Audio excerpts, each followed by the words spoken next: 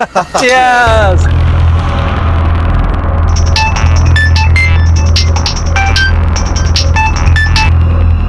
Hello, हाँ आ रहा हूँ। यार ये मेरी बीवी भी ना चैन से पीने नहीं देती।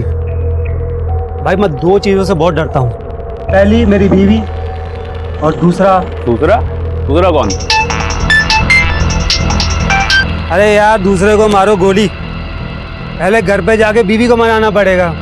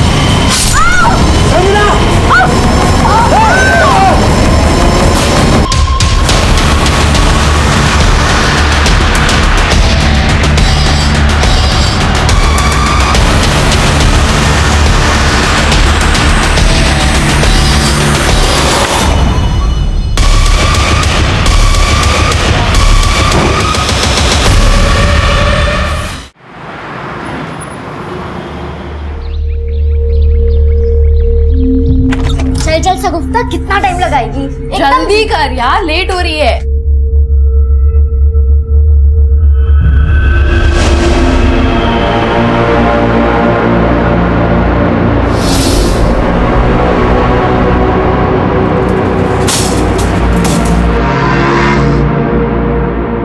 कोटला की पिच बैटिंग के लिए डिजाइन की गई है। हाई स्कोरिंग गेम है शगुफ्ता। अरे पागल, तू अभी से क्यों एक्साइटेड हो रही है? पहले स्टेडियम तो पहुंच जाए।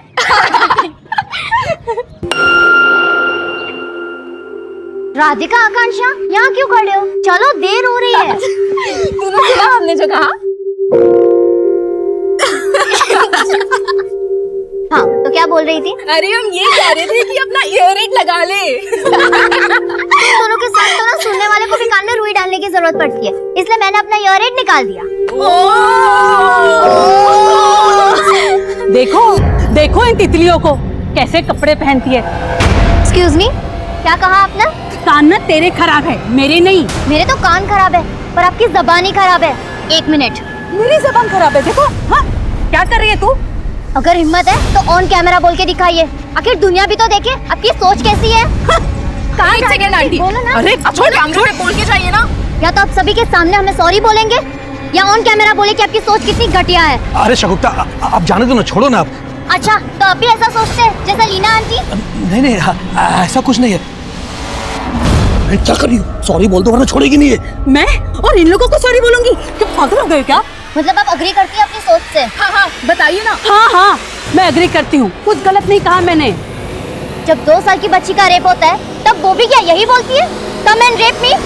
80 साल की बुजुर्ग तक को नहीं छोड़ा जाता है, वो भी क्या यही बोलती है, come and rape me?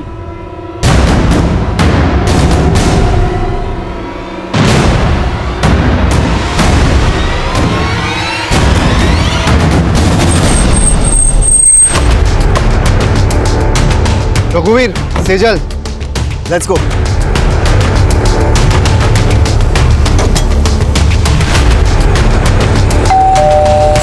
Mummy कहाँ चलेगी? मुझे ही जाना पड़ेगा।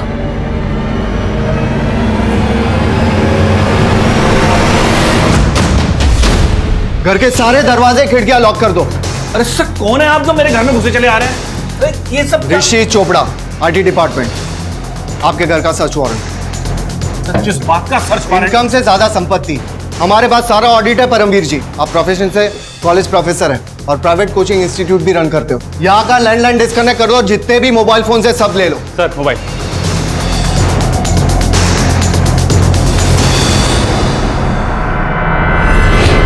सर आइए बैठ के बात कर लेते हैं, यही मामले को निपटा लेते हैं। जैसा आप कहोगे हम वैसा ही करेंगे। प्लीज आप प्लीज बैठिए। मुझे रिश्वत देने की कोशिश कर रहे हैं आप? रघुवीर, सर मैं तो नोट करो। सर मैं तो वैसे ही बोल रहा था। चुपचाप से बैठिए वहां पर। ये लो, कस्टडी में लो।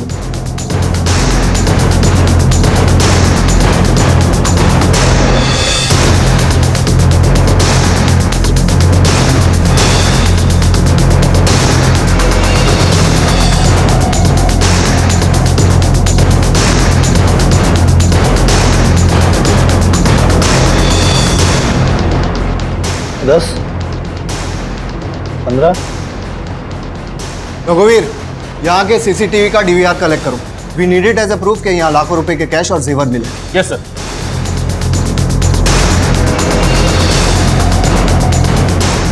सर यहाँ पे साइन कीजिए प्लीज। सर प्लीज साइन कीजिए। कल सुबह 10 बजे आप मेरे ऑफिस पर रिपोर्ट करेंगे और भागने की कोशिश मत करना, आप पर नजर रखी जा रही है। All of you come.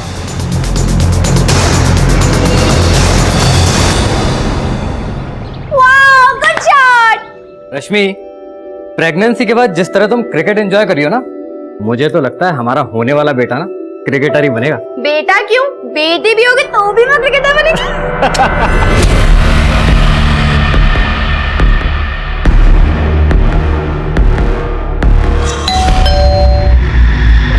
मैं बोलता हूँ।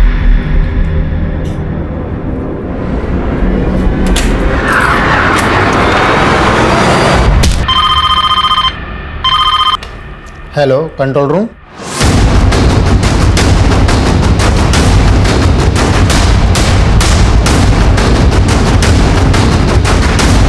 पीछे हटिए, पीछे पीछे पीछे।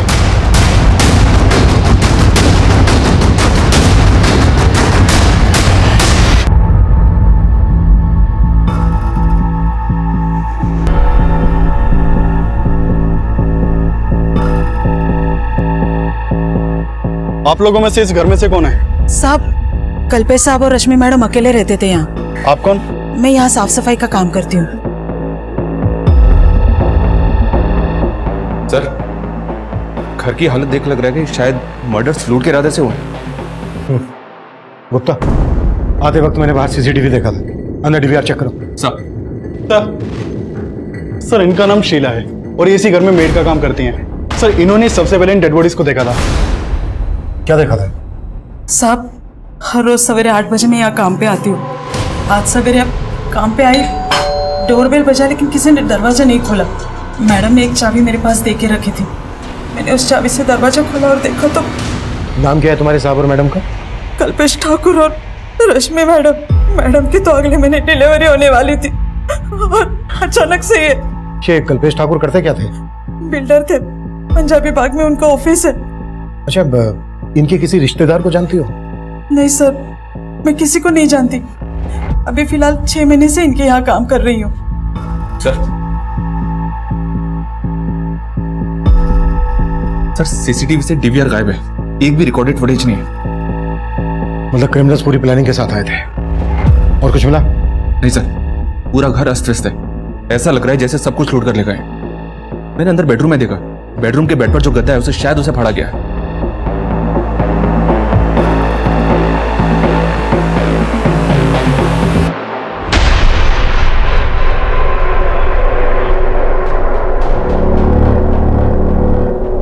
घर में लूट हुई है ये तो समझ में आ रहा है, लेकिन ये गद्दा फाड़ने का चक्कर समझ में नहीं आ रहा है। सर, कल्पेश ठाकुर की कंपनी का विजिटिंग कार्ड मिला है। कल्पेश ठाकुर के ऑफिस में बात करो और आस पड़ोस में पता करो, शायद किसी ने कुछ देखा हो। क्रिमिनल्स घर के सीसीटीवी का डीवीआर निकाल कर ले गए हैं। एक काम करो, पड़ोस में और यहाँ आने वाले रास्ते पर अगर कोई सीसीटीवी है उसकी फुटेज चेक करो। सर, यार 2020 मैच तो मिस कर दिया, पर यहाँ भी कुछ कम चौके छक्के नहीं लग रहे हैं। क्या बात है यार, दबा के कमेंट्स आ रहे हैं। क्या लिखा है? This aunty is sick. Leela aunty की ना लग चुकी है बिल्कुल सब। सीरियसली यार, जोश जोश में वीडियो तो वायरल कर दिया, पर देखना अम्मी गुस्सा करेगी।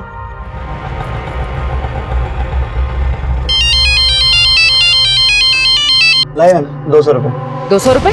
भैया केशवपुरम से ना रोज आते जाती हूँ, 80 रुपए से ज्यादा नहीं लगता। अरे मैडम, कहाँ जी रहे हैं 80 रुपए के जमाने में? 200 रुपए बनते हैं, लाइए 200 रुपए दीजिए। ऐसे कैसे दे दूं 200 रुपए? ये पकड़ो 100 रुपए और 20 रुपए वापस करो, वरना पुलिस को बुलवाऊंगी और धोखा देने के चक्कर में अंदर करवा दूंगी। ये लीजिए अपने 20 रुपए। समझ सकता हूँ, हर कोई अपने एरिया में चौड़ा होता है। क्या?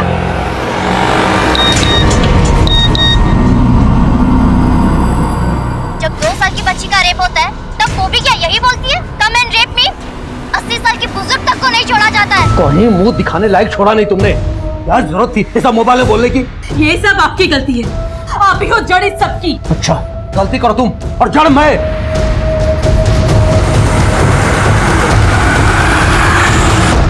मैं जानती हूँ शगुफ्ता कि वो कैसी औरत है, पर बेटा कीचड़ में पत्थर मारेंगे तो कीचड़ तो हम पर ही आएगा ना। पर अम्मी, उन्हें आईना दिखाना भी जरूरी था। वो हमेशा ऐसा करती है और इस बार मुझसे रहा नहीं गया। और ये देखिए अम्मी, सब हमें सपोर्ट कर रहे हैं और उन्हें क्रिटिसाइज। बेटा अभी तो क्रिटिसाइज कर रहे हैं, पर जरूरत पड़ने पर ना कोई हमारे साथ खड़ा नहीं होगा। मैं मानती हूँ कि अपने राइट्स के लिए लड़ना अच्छी बात है, पर बेटा ऐसे किसी का तमाशा नहीं बनाना चाहिए ना। चलो फटाफट डिलीट करो ये वीडियो। पर अम्मी, चलो।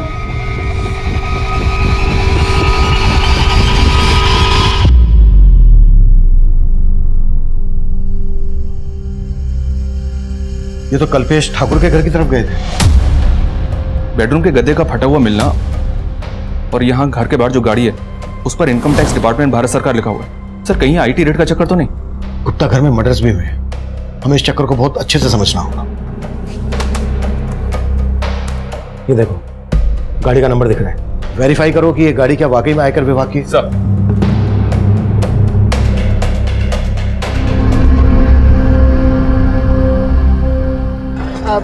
भैया वो चलेंगे? अरे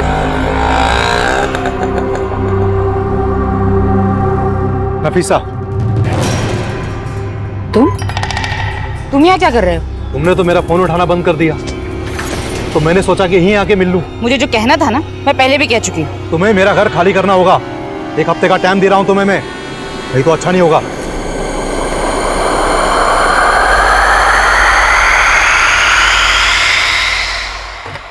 मैं कम है सर? यस कम इन। सर मैंने गाड़ी के उस नंबर को वेरीफाई किया, नंबर फेक है। मतलब क्लियर हो गया है कि क्रिमिनल गवर्नमेंट ऑफिसर बनकर आए और उन्होंने मर्डर और लूट को अंजाम दिया। मैं कम इन सर? कम इन। सर कल्पेश की कंपनी ठाकुर कंस्ट्रक्शन के मैनेजर विक्रांत सिंह को बुला लिया है। विक्रांत किसी पर शक है आपको, जो कल्पेश उनकी कोई दुश्मनी वगैरह? सर मुझे तो ऐसा कभी कुछ लगा नहीं, मैं तो खुद हैरान हूँ इस सबसे। क्रिमिनल्स इस गाड़ी से कल्पेश ठाकुर के घर गए थे। कुछ अंदाजा है कौन गया होगा इससे? नहीं सर। कल्पेश के घर से सिर्फ कैश ही नहीं लूटा गया है, बल्कि उनके बेड का गद्दा भी फटा हुआ मिला है।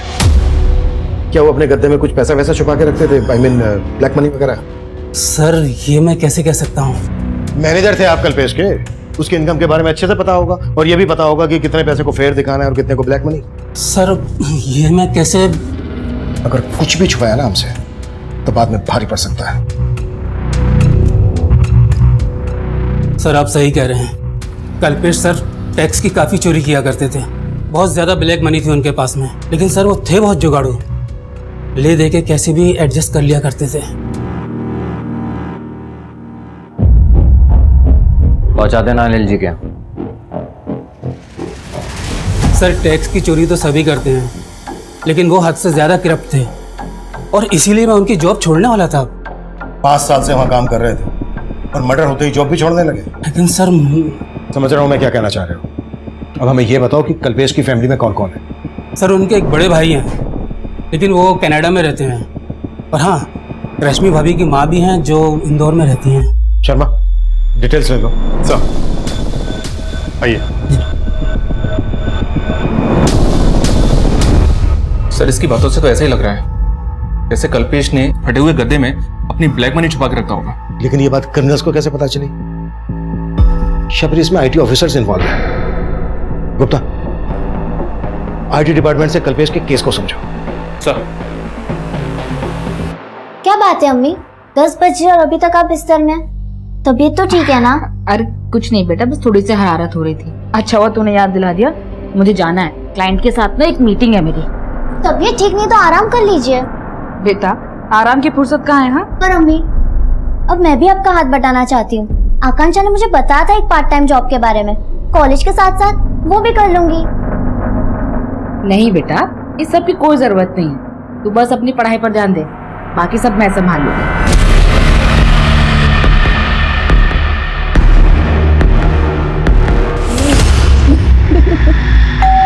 मैं देखती हूँ। देखती हूँ मैं।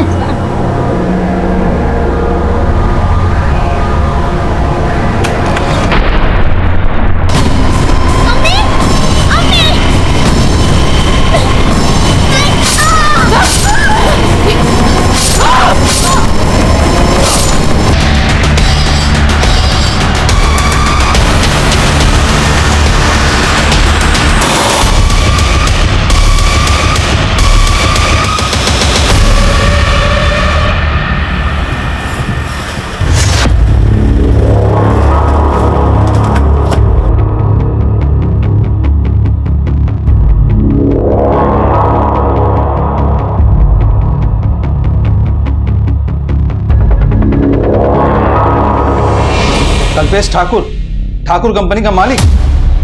हाँ, मैं उसे बहुत अच्छे से जानता हूँ। इस कल्पेश के बारे में और क्या क्या जानते हैं आप? क्या मैं जान सकता हूँ? एक नंबर का करप्ट बिजनेसमैन था वो। उस जैसे टैक्स पेयर पर हमारी हमेशा नजर रहती थी। टैक्स चोरी के अलावा कुछ और सोचता ही नहीं था। वो हमारी रडार पर बहुत दिनों से था और हमने उसके यहाँ रेड भी प्लान किया था अगले हफ्ते। अगले हफ्ते? हाँ। अगर आपने अगले हफ्ते रेड प्लान की थी तो फिर ये लोग कौन हो सकते हैं? ये देखिए, वो लोग भारत सरकार की गाड़ी में आए थे। गाड़ी का नंबर फेक है, घर से सब कुछ लूट के ले गए, यहां तक कि बेडरूम का गद्दा भी फटा हुआ था। मैं इनके बारे में कुछ नहीं जानता, लेकिन हमें पता चला है कि कल्पेश सिर्फ टैक्स चोरी नहीं करता था बल्कि रिश्वत भी देता था। कहीं ऐसा तो नहीं इस इल्लीगल लेन देन की वजह से डिपार्टमेंट में कोई झगड़ा? आप कहना क्या चाहते हैं ऑफिसर? मेरे डिपार्टमेंट में ऐसा कुछ भी नहीं होता है। तो हो सकता है कि आपके डिपार्टमेंट से इंफॉर्मेशन लीक हुई कि आप कल्पेश के घर पे रेड मारने वाले हैं और इसी बात का उन क्रिमिनल्स ने फायदा उठा के ये कांड कर दिया। ये सब बातें बहुत ही कॉन्फिडेंशियल होती हैं officer, and I am sure कि मेरे डिपार्टमेंट से ऐसा कुछ लीक हो ही नहीं सकता है।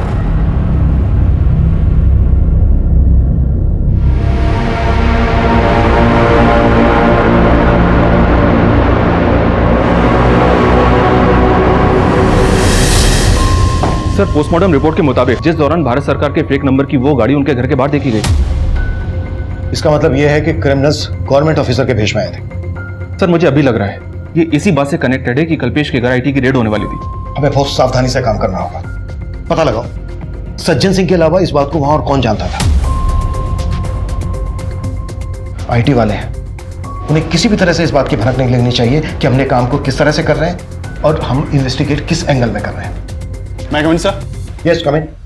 सर, मैंने कल्पेश के घर के बाहर की पिछले कुछ दिनों की एक्टिविटीज चेक की। वारदात से एक दिन पहले वहां के सीसीटीवी में कुछ सस्पिशियस नोटिस किया मैंने। ये वहां का फुटेज है सर।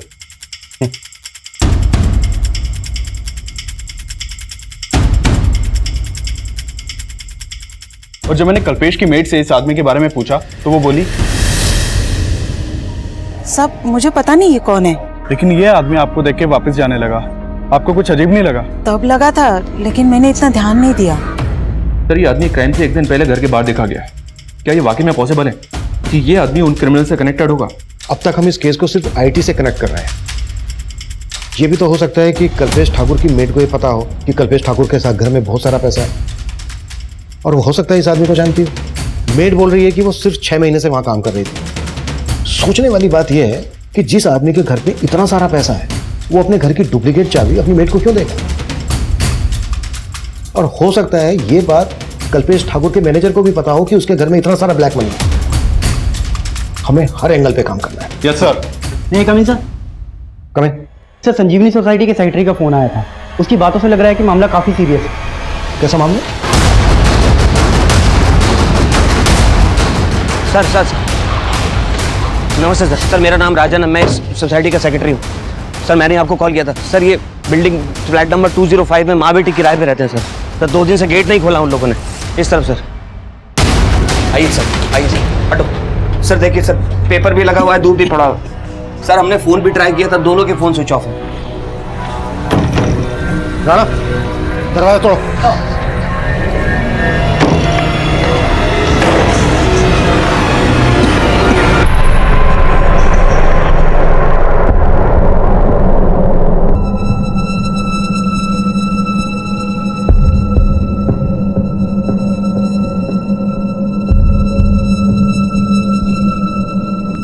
गुप्ता सर, बहुत ही ब्रूटल मर्डर है। ऐसा लग रहा है किसी ने गहरी दुश्मनी निकाली है इनसे। सर, मैं लूट के भी सहने सर। भी बता रहा था कि ये दोनों माँ बेटी यहाँ रेंट पर रहती थी। कल्पेश ठाकुर की बीवी रश्मि की बॉडी पर ज्वेलरी। फिर भी इन दोनों माँ बेटी का प्रोफाइल पता करो और बिल्डिंग के सीसीटीवी से चेक करो कि यहाँ पर भी भारत सरकार की वो गाड़ी देखी गई है क्या। सर, ये लेडी का नाम नफीसा है और ये एक लॉयर थी सर, और उनकी बेटी वो शगुफ्ता, वो यहीं कॉलेज में पढ़ते हैं। तकरीबन 1.5 साल से ये लोग यहाँ रह रहे थे। और शगुफ्ता के फादर? सर, वैसे उनको कहीं देखा नहीं, शायद वो विडो थी। फ्लैट का मालिक कौन है? सर, मंजीत सिंह, ये संत नगर में रहते हैं। मंजीत का नंबर ले लो इनसे। और किस किस का आना जाना था यहाँ? सर, शगुफ्ता की 2 फ्रेंड्स है, आकांक्षा और राधिका। ज्यादातर वो ही यहाँ आती जाती रहती है। पिछले 2 दिन में किसी को देखा था आते जाते? हाँ सर, 2 दिन पहले मैंने एक डिलीवरी बॉय को देखा था, इनके घर की डोरबेल बजा रहा था। कौन डिलीवरी बॉय? वो मुझे नहीं मालूम सर। सर पूरी बिल्डिंग की सीसीटीवी खराब है और बिल्डिंग में एक हफ्ते से सिक्योरिटी गार्ड भी नहीं है।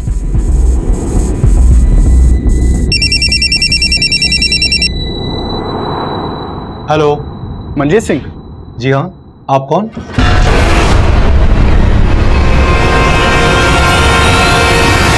गुप्ता, सर ये कल्पेश के मेट क्यों है जरा पता करो।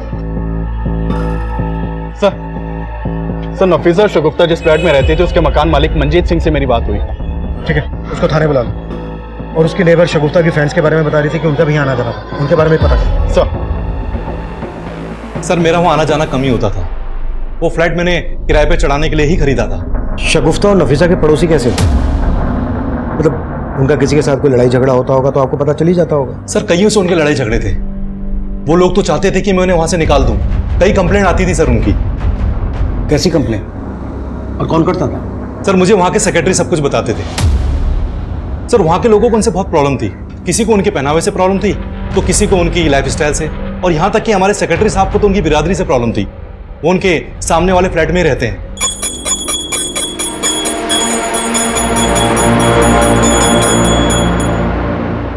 ये लोग कैसे हैं और खाते हैं? जानू बना रखी जगह। अगर ये मांस मच्छी खानी है ना तो अपने घर में खाओ, ये कचरा गंदगी यहाँ नहीं चलेगा। 1 मिनट अंकल। क्या 1 मिनट? एक तो इतना साउंड बढ़ा रखा है कि पूरी सोसाइटी बहरी हो जाए। सॉरी अंकल, मैंने ईयररिंग नहीं लगा रखा था। क्या मालूम? सॉरी, ये तमाशा बंद करो मुझे। ये कचरा कौन उठाएगा, तुम या तुम्हारी माँ? तमीज से बात कीजिए अंकल। अब तमीज तो तुम्हें मैं सिखाऊंगा तुम्हारे अंदाज में। करता हूँ तुम्हारे लैंडलॉर्ड को फोन और निकलवाता हूँ तुम माँ बेटी को यहाँ से बाहर। तू देख। हाँ राजन भैया। मंजीत भाई, हमारी बिरादरी वाले होकर आपने ये किसको किराए पे घर दे दिया अपना? आप इनको बाहर निकालो अभी के अभी। हमारी बिरादरी वाले किराएदार नहीं मिल रहे आपको क्या? सर ये आए दिन की टेंशन थी, पर मैं उन्हें ऐसे कैसे निकाल सकता था? सर मैं तो इन सब बातों को मानता भी नहीं हूँ। साहब, मैं उस बिल्डिंग में और आसपास के बिल्डिंग में कई फ्लैट्स में काम करती हूँ। शगुफ्ता और नफीसा के यहाँ भी काम करती हो? नहीं साहब, मैं उनको जानती तक नहीं। तो उनकी बिल्डिंग में किसके यहाँ काम करती हो? मैं लीना मैडम के यहाँ काम करती हूँ, जो तीसरे माले पे रहती है। और ये तो तुम्हें पता ही होगा ना कि तुम्हारे कल्पेश सेठ के घर में कितना पैसा था। कहीं इस बारे में उन क्रिमिनल्स को तुमने तो नहीं बताया था? नहीं साहब, मैं पहले ही बता चुकी है। आप मुझ पे बेकार में शक कर रहे हैं। सर मैंने संजीवनी बिल्डिंग के पास वाली बिल्डिंग के सीसीटीवी फुटेज भी चेक किए, लेकिन भारत सरकार के टैग वाली ऐसी कोई भी गाड़ी नहीं दिखाई दी जैसी कल्पेश के घर के बाहर देखी गई थी। और शगुफ्ता की माँ नफीसा भी एक मामूली लॉयर थी, किराए के फ्लैट में रहती थी, उसकी ज्यादा इनकम भी नहीं थी। सर माना दोनों केस सेम एरिया के हैं। कल्पेश की मेड दोनों केसेस में कॉमन है।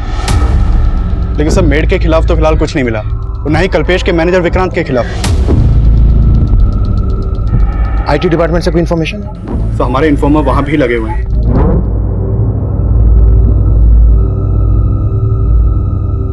लेकिन अभी तक फिलहाल कोई काम की खबर नहीं आई। शगुफ्ता और नफीसा जिस बिल्डिंग में रहती थी उस बिल्डिंग का सेक्रेटरी राजन की कुंडली निकालो। सर एक बहुत चौंकाने वाली बात पता चली है। ये शगुफ्ता और नफीसा जिस फ्लैट में किराए पे रहती थी, 2 साल पहले उसी फ्लैट में ये मनीष गर्ग और उसकी बीवी संजना गर्ग रहते थे। और सर 2 साल पहले इन दोनों का भी उसी फ्लैट में मर्डर हुआ था। हत्या के साथ साथ लूट भी की गई थी। 2 साल पहले ये इलाका मंगोलपुरी थाना के एरिया में आता था ना? जी हाँ सर, ये इन्फॉर्मेशन मुझे वहीं से मिली है।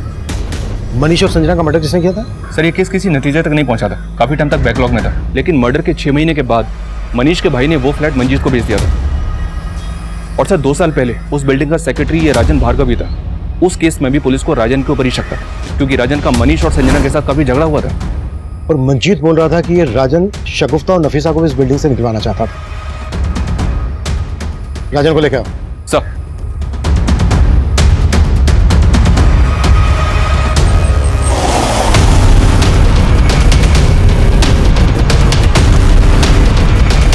तो तू चाहता ही नहीं था कि कोई तेरे पड़ोस में रहे। शगुफ्ता और उसकी माँ की बिरादरी से प्रॉब्लम थी तुझे, पर मनीष और उसकी पत्नी संजना को क्यों मारा? सर मैंने कुछ भी नहीं किया सर, और उस केस से तो मुझे पहले ही भरी किया जा चुका है। लेकिन हम पूरी तरह से अच्छे से तेरी आरती उतारेंगे। क्या क्या कांड किया तूने? सर मैंने कुछ नहीं किया सर, मैं सच बोल रहा हूँ। सब कुछ बहुत ही प्लानिंग के साथ किया तूने। पहले सिक्योरिटी गार्ड को निकाल, जानबूझकर बिल्डिंग के सीसीटीवी नहीं करवाए ताकि ये कांड कर सके, है ना? आप गलत सोच रहे सर। सर सीसीटीवी फंड की वजह से नहीं हो पाया। आप चाहे तो सोसाइटी का अकाउंट चेक कर सकते हैं। ये सब गणित तो इसलिए जोड़ रहा था ताकि बाद में सफाई में पेश कर सके। नहीं सर, आप गलत शक कर रहे हैं मुझ पर। सर आप लीना और उसके पति को देखिए, सर मुझसे ज्यादा प्रॉब्लम तो उन दोनों को थी। और उस दिन सर आपसे वो कह रही थी कि उसने डिलीवरी बॉय को देखा। सर मैं पड़ोस में रहता हूँ, मैंने नहीं देखा, उसने देख लिया। सर वो साफ झूठ बोल रही। लीना क्यों झूठ बोलेगी? क्योंकि सर शगुफ्ता और उसकी फ्रेंड्स ने उसका वीडियो वायरल कर दिया था।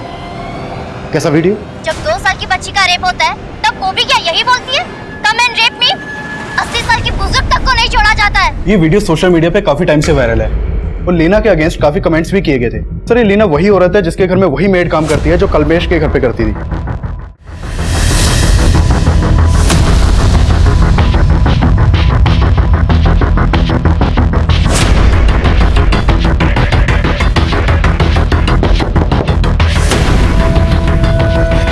सर मैं मानती हूँ कि मैंने उनकी ड्रेसिंग पे कमेंट किया था।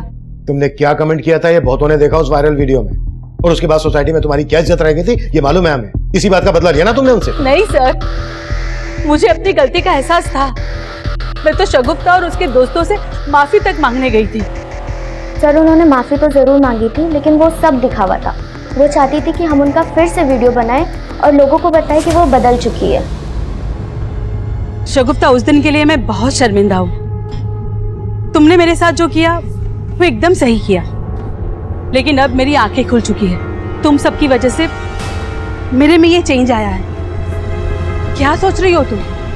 क्या तुम्हें अब भी मेरी बात झूठी लग रही है? नहीं आंटी, इट्स फाइन कि आपको आपकी गलती का एहसास हुआ। पर ये तुम्हें दुनिया को भी बताना चाहिए ना। अब तुम मेरा वीडियो नहीं बनाओगी?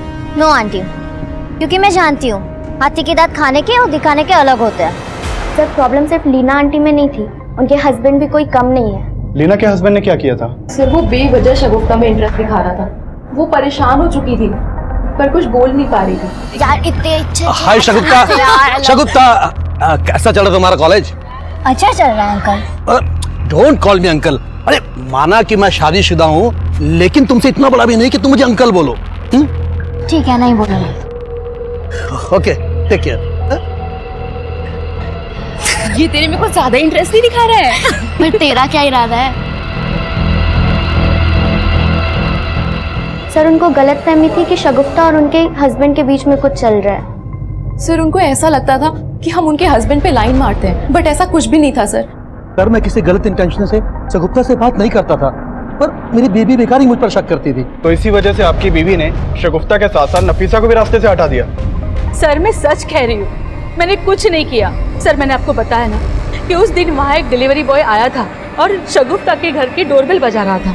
मुझे तो लग रहा है कि वो राजन भार्गव अपना किया छिपाने के लिए मुझे झूठा साबित कर रहा है। नफीसा एक लॉयर थी, एंगल नफीसा के प्रोफेशन से भी जुड़ा हो सकता है। शगुफ्ता और नफीसा से जुड़ी छोटी से छोटी बातों के बारे में भी पता करो। राजन, दीना और निरंजन पे नजर रखो।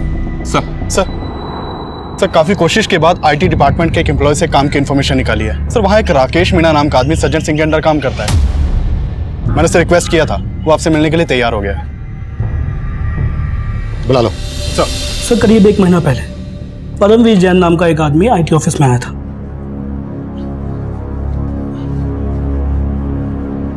एक्सक्यूज मी सर, ऋषि चोपड़ा जी से मिलना था। 10 बजे का टाइम दिया था मिलने के लिए। Rishi Chopra IT department. Excuse sir, क्या हुआ? सर वो आईटी इंस्पेक्टर ऋषि चोपड़ा जी ने सम्मन दिया था और कहा था कि कल 10 बजे ऑफिस में आकर मिले। ऋषि चोपड़ा? जी सर। मगर इस नाम का कोई ऑफिसर यहाँ काम नहीं करता। सर उनके अंडर में रघुवीर सिंह, सेजल गुप्ता और अतुल शर्मा थे। वो कल मेरे घर आए थे। मगर इन नामों के कोई ऑफिसर हमारे यहाँ काम नहीं करते। क्या? सॉरी सर, मुझे लगता है कि मुझे कुछ गलतफहमी हो गई है, मैं चलता हूँ। रुको 1 मिनट, तुम्हें सम्मन मिला था, इसका मतलब कल तुम्हारे रेड हुई थी? नहीं सर, हमारे घर कोई रेड नहीं हुई सर। नाम क्या है तुम्हारा, कहाँ रहते हो? सर मैंने बोला ना कि मुझे गलतफहमी हुई है, बस मैं चलता हूँ। मेरी बात सुनो सर, सुनो। फिर वो वहां से चंपत हो गया। मुझे शक हुआ तो मैंने ये बात सज्जन सर से की। फिर हमने ऑफिस का सीसीटीवी चेक किया और उसकी प्रोफाइल निकाली। तब हमें ये मालूम हुआ ये वही परमवीर जैन है जिसके यहाँ हम लोग रेड मारने वाले थे। फिर आप लोगों ने क्या एक्शन लिया? सर हमारी टीम ने उसके घर पे रेड डाली, मगर वहां हमें कुछ मिला ही नहीं। लेकिन तब भी हमें एक बात समझ में नहीं आई कि ये ऋषि चोपड़ा, अतुल शर्मा और रघुवीर सिंह और सेजल गुप्ता की बात कर रहा था। आप हमें परमवीर जैन का नंबर और एड्रेस दे सकते हैं? Sure sir. Thank you. मैं कम इन सर? यस कम इन। सर मैंने नफीसा और शगुफ्ता के कॉल रिकॉर्ड चेक किए। शगुफ्ता को आखिरी कॉल एक विल कोरियर कंपनी की तरफ से आया था। दरअसल शगुफ्ता ने अपने लिए एयर एड ऑर्डर किया हुआ था और ये डिलीवरी उसी दिन होने वाली थी जिस दिन उन दोनों का मर्डर हुआ था। सर मैंने डिलीवरी बॉय को यहाँ बुलवा लिया है। गुड। और सर नफीसा के कॉल रिकॉर्ड से ये सामने आया कि नफीसा के अपने मकान मालिक मंजीत सिंह के साथ लगभग रोजाना बातचीत होती थी। अफेयर का एंगल? सर हो सकता है। ठीक है, इस मंजीत के बारे में सब कुछ पता करो। सर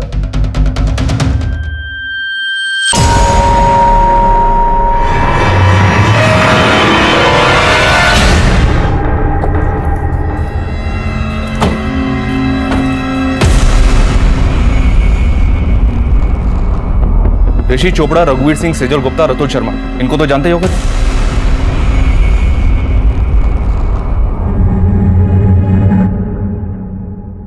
नहीं सर, मैंने नहीं जानता। अच्छा, अगर नहीं जानते तो फिर इन लोगों ने तुम्हें 17 मार्च को आईटी डिपार्टमेंट में आने का समन क्यों दिया था? सर लगता है आपको कोई गलतफहमी हुई है। धर्मवीर, हम एक मर्डर केस इन्वेस्टिगेट कर रहे हैं। अगर कुछ भी जानते हो तो बता दो हमें, नहीं तो बुरे फंस सकते हो तुम, समझे? सर दरअसल वो 16 मार्च को हमारे घर आए थे और कह रहे थे कि वो आईटी डिपार्टमेंट से हैं। और फिर उन लोगों ने यहाँ रेड की? हाँ सर, और अगले दिन जब मैं आईटी डिपार्टमेंट गया तो पता चला कि उन लोगों का इस डिपार्टमेंट से कोई लेना देना ही नहीं है। सर वो लोग बेवकूफ बनाकर हमारे घर से सब सामान लूट कर ले गए और यहाँ तक कि सीसीटीवी कैमरे के डीआरएस भी निकाल कर ले गए। और तुमने पुलिस को इन्फॉर्म तक नहीं किया, इसलिए ना क्योंकि तुम जानते थे कि वो लोग तुम्हारी ब्लैक मनी लूट कर ले गए? जी सर, लेकिन सर उसके बाद मैंने कसम खाई कि कभी भी टैक्सी चोरी नहीं करूंगा। वो चारों दिखते कैसे थे? सर 4 नहीं, वो 5 थे। 5? जी सर, एक बार गाड़ी के पास खड़ा था। गाड़ी पे क्या लिखा था? आर.एस. का? जी सर।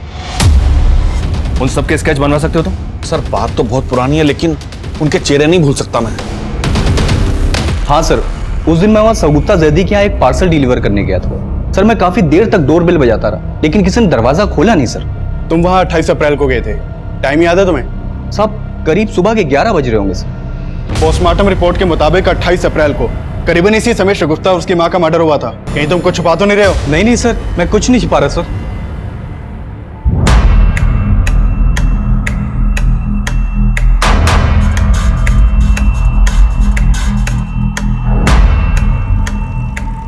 सर ये उन चारों के स्केचेस हैं जिन्होंने परमवीर के घर पर फेक रेड डाली थी और पूरे चांसेस हैं कि ये वही लोग हैं जिन्होंने कल्पेश के घर पर भी फेक रेड डाली थी। अगर ये एक ही है तो एक बात समझ में नहीं आ रही है कि इन्होंने इस तरह से परमवीर के घर पर रेड डाली कि उसने बिलीव कर लिया कि ये सब आईटी ऑफिसर्स ही हैं। इन्होंने सब कुछ इतनी सफाई से किया तो फिर कल्पेश और उसकी वाइफ का मर्डर क्यों किया? अब इन केसेस में बहुत कुछ ऐसा है जो इन्हें एक दूसरे से अलग कर रहा है। चलना एक काम करो, इन सारे इस केसेस को कल्पेश के घर के बाहर लोगों को दिखाओ और पता करो कि क्या इनको कल्पेश के घर के बाहर देखा गया था।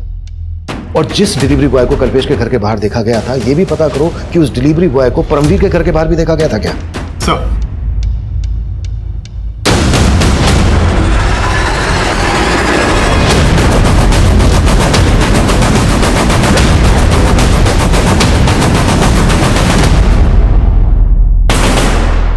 आपका अंदाजा सही था। परमवीर के घर जिस दिन फेक रेड हुई उसके एक दिन पहले ये आदमी परमवीर के घर नजर आया था और इस बार ये आदमी पोस्टमैन के कपड़ों में है। हाँ सर, लेकिन परमवीर का कहना है कि उसे ध्यान नहीं कि उसने इस आदमी को देखा था या नहीं, लेकिन कल्पेश की मेड ने आइडेंटिफाई किया है कि उसने इसी डिलीवरी बॉय को कल्पेश और रश्मि के मर्डर के एक दिन पहले उनके घर के बाहर देखा था।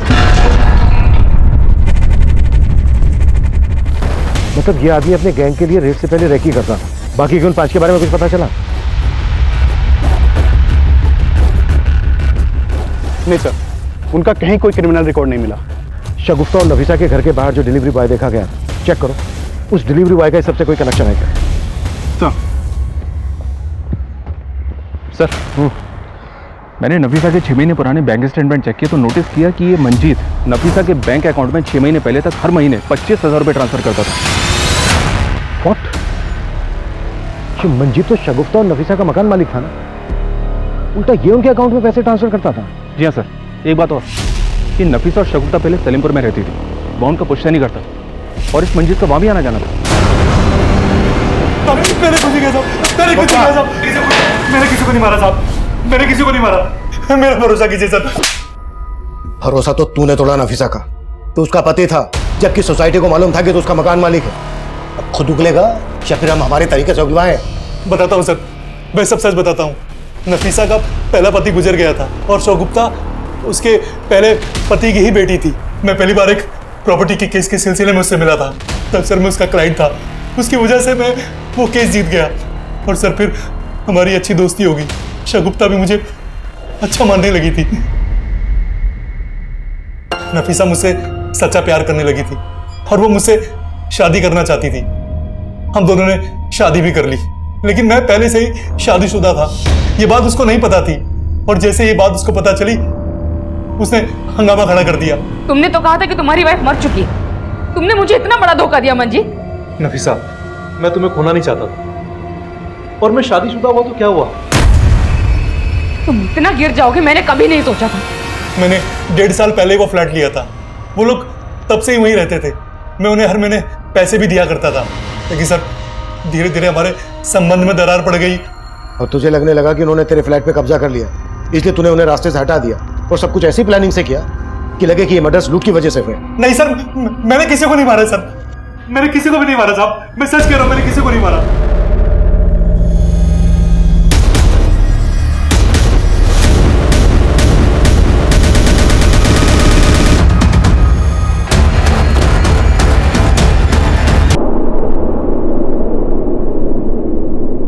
ये तो वही आदमी लग रहा है जो उस दिन परमवीर और कल्पेश के घर के बाहर देखा गया था। ये देखिए। हम बाकी के क्रिमिनल्स तक पहुंच जाएंगे।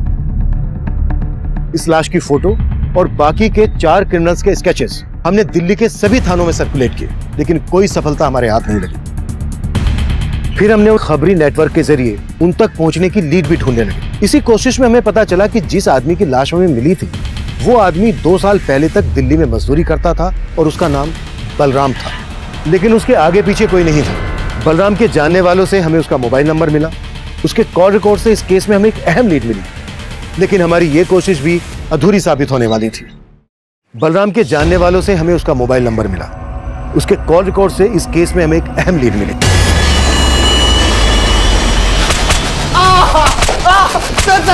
सर बता दो शर्मा, सर मानता हूं कि हम परमवीर के घर पे गए थे और फेक आईटी ऑफिसर बन के हमने वहां लूट की।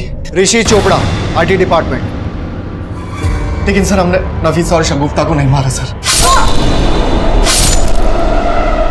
और कल्पेश और उसकी बीबी रश्मि? सर उस दिन हम कल्पेश के घर पे फेक रेड डालने ही गए थे, लेकिन हमें नहीं मालूम था कि कल्पेश डेढ़ चाणा निकलेगा। आईटी ऑफिसर ऋषि चोपड़ा, आपके घर का सर्च वारंट। सारे दरवाजे खिड़कियां बंद कर। अरे आप अंदर क्यों घुस रहे हैं? पूरा घर छान मारो। ऐसे कैसे घुस गए घर के अंदर? और कौन सा वारंट है? तुम सब लोगों को अच्छी तरह जानता हूं मैं। अभी पुलिस को फोन करता हूं। हमें उन्हें मारने का इरादा बिल्कुल नहीं था, लेकिन वो अगर आपको फोन कर देता तो हमारी सालों की मेहनत चौपट हो जाती। सालों की मेहनत मतलब? परमवीर और कल्पेश की तरह हमने कई ब्लैक मनी रखने वालों के घर पे रेड मारी और जब उन्हें हमारी सच्चाई के बारे में पता चलता तो आईटी वालों के डर से वो पुलिस में कंप्लेंट भी नहीं फाइल कर पाते थे। किस किस के पास ब्लैक मनी है ये तुम्हें पता कैसे चलता था? 2 साल पहले मनीष नाम के एक आदमी से हमारी बार में दोस्ती हुई थी। फिर आए दिन हम साथ साथ पीने लगे। एक दिन बातों ही बातों में उसने हमें बोला, भाई मैं 2 चीज़ों से बहुत डरता हूँ। पहली मेरी बीवी और दूसरा कौन है जिससे तेरे जैसा शेर डरता है? भाई जिसकी गठरी में चोर होता है ना वो आईटी वालों से जरूर डरता है। उसके ऐसा बोलने पर हमने भाप लिया कि जरूर उसके पास ब्लैक मनी होगी और हमने दूसरे दिन ही उसके घर पे धावा बोल दिया।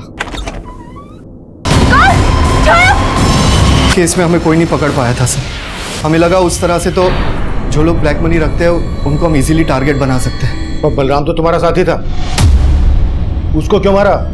बलराम हमारे लिए टारगेट की रैकी करता था और ब्लैक मनी रखने वालों की इंफॉर्मेशन भी निकालता था। हमें लगा कि हमें से एक बलराम ही है जिस तक आप आसानी से पहुंच सकते हैं, तो सर हम फंस ना जाए उस चक्कर में उसे मार दिया। सर मैं सच कह रहा हूँ सर, हमने किसी शगुफ्ता और नफीसा को नहीं मारा सर। तेरे बाकी के साथी कौन से बिल में छुप कर बैठे हैं?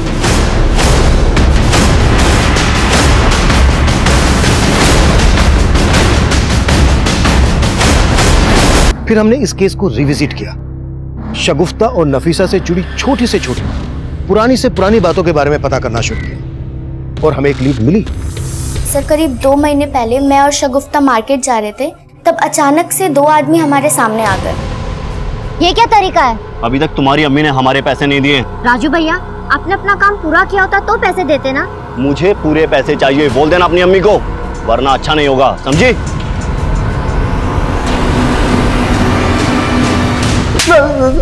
सब बताता हूँ साहब, मैं जब उनके घर में काम कर रहा था तो मुझे एक दूसरा बड़ा काम मिल गया था। उसका सेट पैसे भी अच्छे दे रहा था सर। मैंने सोचा मैं पहले सेट का काम खत्म कर देता हूँ और बाद में इनका काम कर दूंगा, लेकिन साहब उन्होंने वो काम दूसरे कारीगर से करवा लिया और उन्होंने मेरा बाकी का 6,000 भी नहीं दिया।